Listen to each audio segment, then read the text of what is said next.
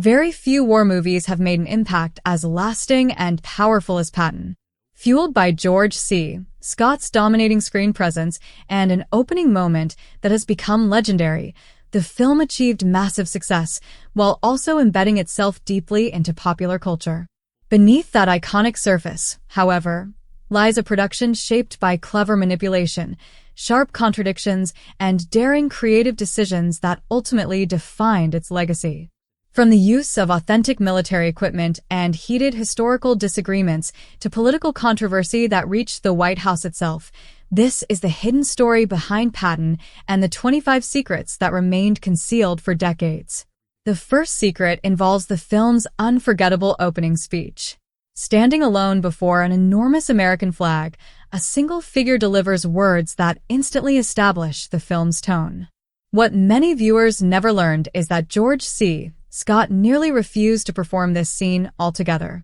He feared that placing such a powerful speech at the beginning would dominate the film and cause audiences to remember only that moment, overlooking the subtlety of his later performance. Director Franklin J. Schaffner understood Scott's concern but believed strongly in the scene's impact. To persuade the actor, Schaffner told him the speech would appear at the end of the film rather than the opening. Trusting the director, Scott committed completely, delivering a commanding performance captured in one wide, uninterrupted shot that soon became iconic. Only afterward did Scott realize the speech had been placed at the very start, where it still stands as one of the most famous openings in cinema history. The second secret is the absence of studio logos or traditional credits. Audiences in 1970 were immediately confronted with the American flag and the sharp command of Ten Hut, bypassing all familiar Hollywood introductions. This deliberate choice stripped away convention and replaced it with raw authority. The effect was immediate, especially among military viewers, many of whom reportedly stood at attention, responding as though the command were real. That reaction reinforced the film's distinctive tone. Rather than a standard war film, Patton became a depiction of command itself, blurring the boundary between cinematic storytelling and military ritual.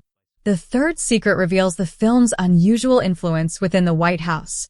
President Richard Nixon became intensely fascinated with Patton, reportedly watching it more than 10 times and frequently insisting that Henry Kissinger join him. The film's portrayal of fearless, uncompromising leadership resonated deeply with Nixon, who saw reflections of his own mindset in the general's defiance. This obsession extended beyond entertainment. During the Vietnam War, Nixon drew inspiration from Patton's aggressive philosophy, viewing it as validation of a strong-willed and confrontational approach to military strategy. While audiences appreciated the drama, Nixon treated the film as a tool for reflection and justification, making it one of the rare examples of a Hollywood production influencing presidential thinking. The fourth secret centers on Patton's iconic ivory-handled revolvers. Instead of replicas, the filmmakers obtained the general's actual pistols from the West Point Museum, adding real historical weight to Scott's portrayal. These weapons were more than simple props. They symbolized Patton's flamboyant personality and sense of individuality. His preference for distinctive sidearms set him apart from other commanders and reinforced his image as both warrior and showman. Placing the real revolvers on Scott's belt subtly bridged the gap between actor and historical figure, reminding audiences that this story was rooted in real character. The fifth secret involves the German tanks seen in battle scenes, which were not German at all. Due to the scarcity of authentic World War II vehicles in post-war Europe, the production used American M48 tanks supplied by the Spanish Army. Ironically, these tanks carried Patton's name. While general audiences accepted the illusion, military enthusiasts recognized the irony of Patton fighting tanks that shared his own name. What began as a limitation became an amusing piece of trivia, demonstrating the filmmaker's creativity and the strange intersections of history. The sixth secret highlights the massive contribution of the Spanish Army. Recreating World War II on such a scale required more than actors and sets. It required real troops. Under Francisco Franco's rule, Spain provided thousands of soldiers, along with tanks and artillery, in exchange for funding. Nearly half of the film's $12 million budget went toward this arrangement, but it allowed for sweeping battle scenes that would have been impossible otherwise. The Spanish soldiers were trained to move as German forces, creating a convincing illusion of wartime Europe and giving the film some of the most realistic large-scale combat imagery ever captured. The seventh secret focuses on the film's global production. Instead of relying on studio backlots, filming took place across 6 countries and 71 locations. Spain doubled for much of Europe. Morocco supplied desert landscapes, while Greece, Sicily, England, Algeria, and the United States contributed their own environments. This worldwide approach added texture and authenticity that could not be manufactured. Each location brought its own atmosphere, from North Africa's sun-baked ruins to Europe's misty terrain, elevating the film beyond spectacle into a sweeping historical canvas. The eighth secret reveals a personal conflict behind the scenes. Military accuracy was supervised by General Omar Bradley, one of America's most respected World War II commanders. Privately, Bradley disliked Patton, viewing him as reckless, overly aggressive, and hungry for recognition. Despite this, Bradley ensured the portrayal remained credible and balanced. His influence prevented the film from becoming blind hero worship, allowing audiences to see Patton as both brilliant and deeply flawed. This tension ultimately strengthened the film's credibility. The ninth secret involves producer Frank McCarthy, who was himself a former brigadier general under George C. Marshall. His military background gave the production rare authenticity. Having first-hand experience with high-ranking officers and large-scale operations, McCarthy approached the project as more than entertainment.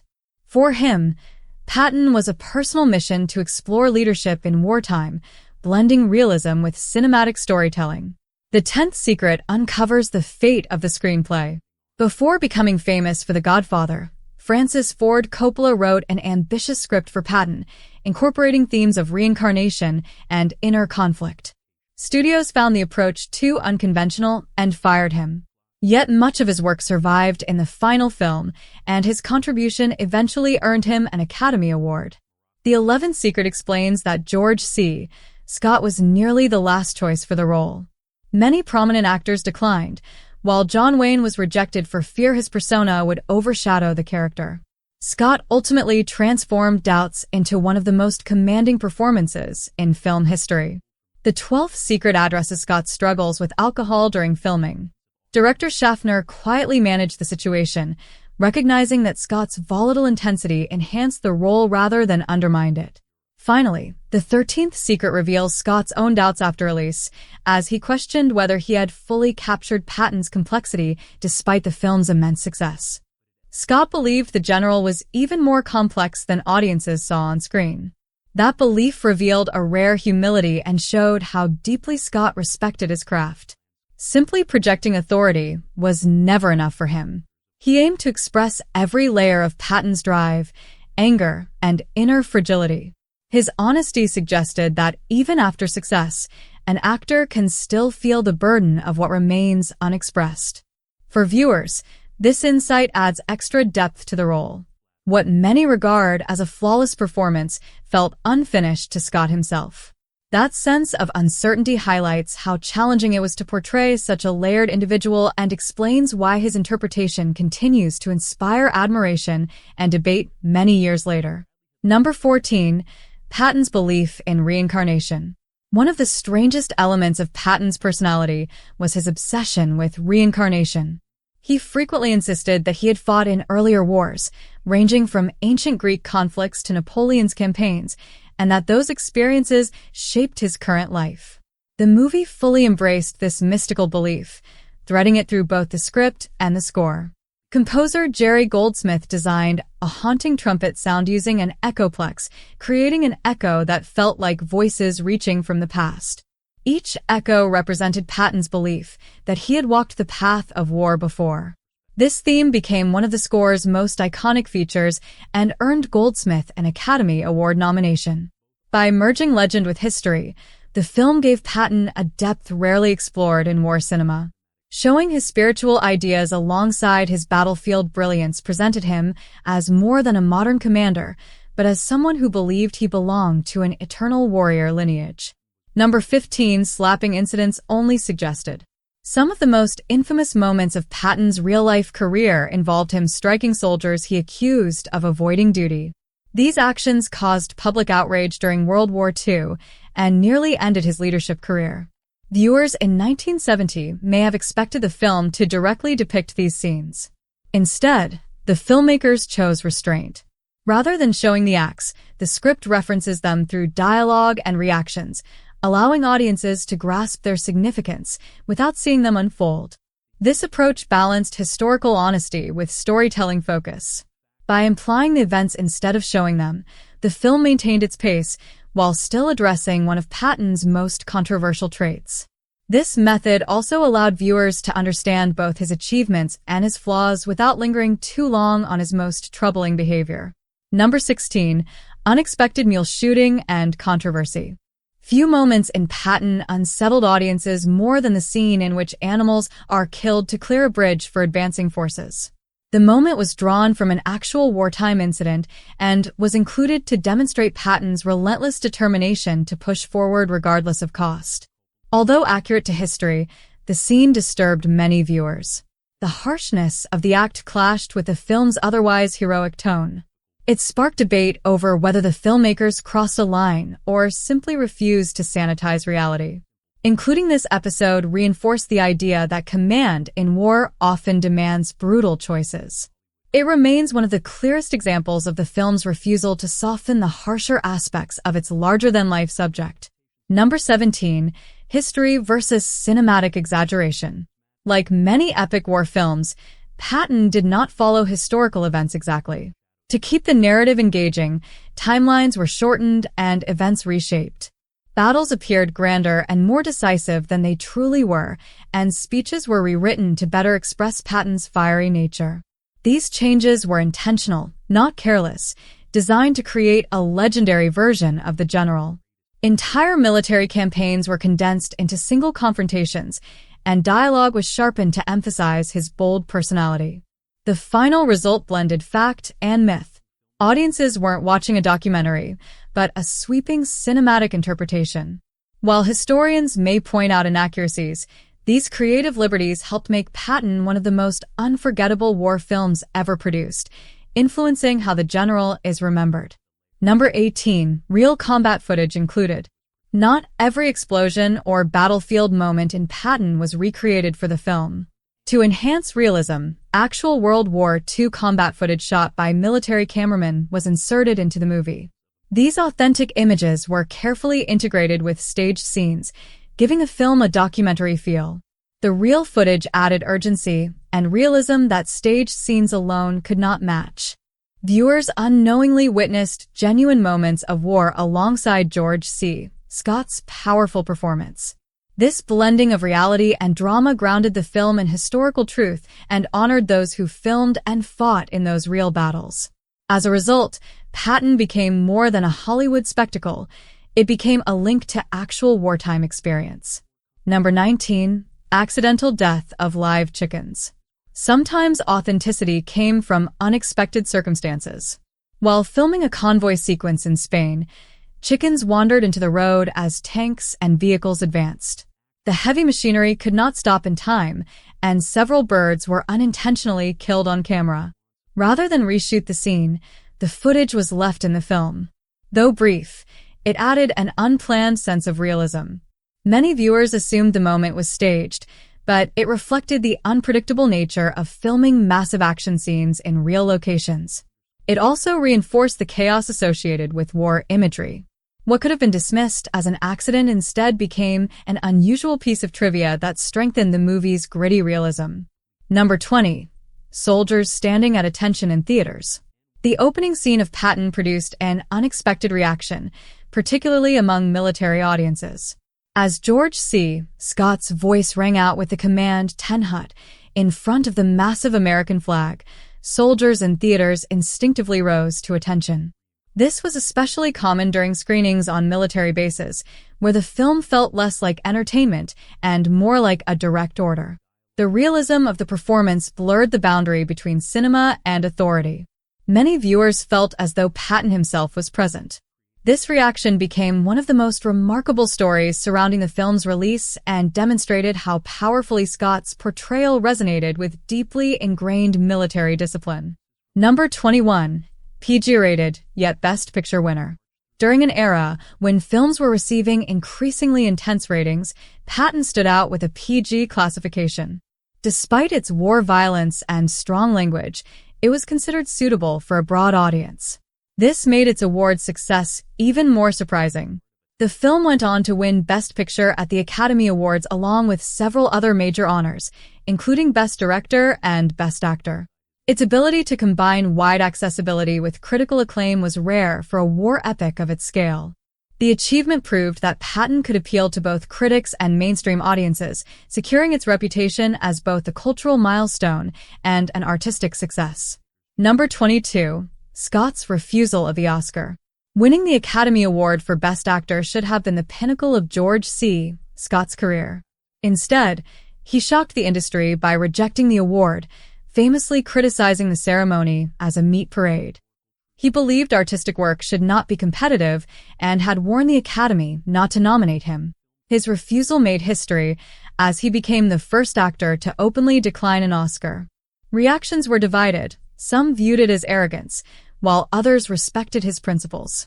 For Scott, the performance itself mattered more than recognition. The decision mirrored Patton's own rebellious nature and became one of the most discussed moments in Oscar history. Number 23. Title change in Britain. When Patton was released internationally, studio executives feared the single-word title might not attract audiences unfamiliar with the general. In the United Kingdom, the film was renamed Patton, Lust for Glory. The revised title aimed to highlight drama and intensity, but responses were mixed. Some critics felt it cheapened the film, while others believed it captured the character's ambition. The contrast between the original and British titles illustrated the challenges of marketing historical films across cultures. Today, the alternate title remains a curious footnote in the film's international legacy. Number 24. Blu-ray restoration backlash. When Patton was released on Blu-ray, fans anticipated a clean, high-definition version of the classic. Instead, they received a restoration that sparked controversy. Heavy digital smoothing removed much of the film's natural grain, leaving faces unnaturally polished and diminishing its gritty realism. The reaction was swift and negative. Following criticism, a revised edition was released that restored the film's original texture. The incident showed how deeply audiences cared about preserving the film's authentic look and highlighted the difficulty of updating classic cinema without losing its character. Number 25. Preservation by the Library of Congress. Over 30 years after its debut, Patton received one of the highest honors in film history. In 2003, it was selected for preservation in the National Film Registry by the Library of Congress.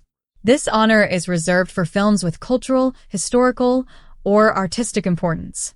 The selection recognized not only the movie's technical excellence, but also its lasting influence on perceptions of World War II and the controversial general it portrayed.